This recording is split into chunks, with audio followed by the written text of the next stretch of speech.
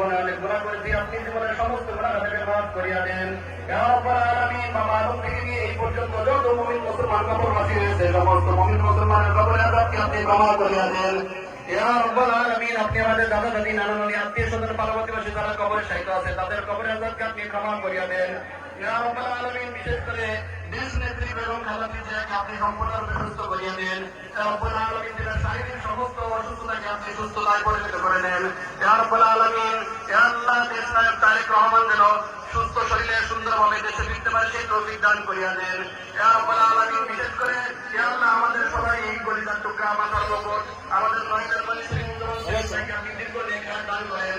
ইয়া রাব্বাল আলামিন, তাকে আপনি সম্পূর্ণ সুস্থ শরীরে সবসময় রাখেন। ইয়া রাব্বাল আলামিন, আপনার ইবাদতে রাখেন। ইয়া রাব্বাল আলামিন, আপনি আমাদের সেহরিকে কবুল করে আনেন, আপনি আমাদের ইফতারকে কবুল করে আনেন, আপনি আমাদের তারাবিকে কবুল করে আনেন। সুবহান রাব্বিকা রাব্বিল ইজ্জাতি আম্মা ইয়াসিফুন ওয়া সালামুন আলাল মুরসালিন ওয়ালহামদুলিল্লাহি রাব্বিল আলামিন।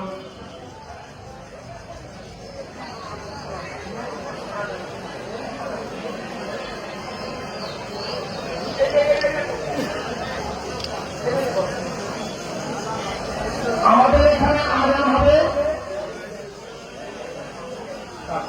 আমাদের আহ্বান দিবেন আমাদের উপজেলা সহকারী অফিসার জনাব মোহাম্মদ।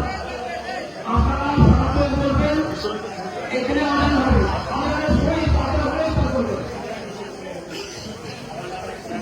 যারা খাওয়ার জন্য তারা গেটে বসে যাবেন, আমরা খাবার দিয়েছি, তাদের ঘর দেওয়া হবে। আমরা খাবার আনতে পাঠিয়েছি, খাবার দেওয়া তারা গেটে বসে যাবে, তারা খাবার করেনি, তারা এক বছর দাঁড়িয়ে যাবে।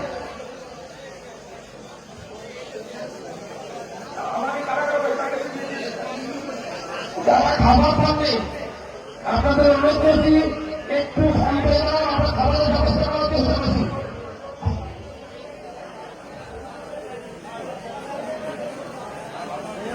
তিন দোকানের থেকে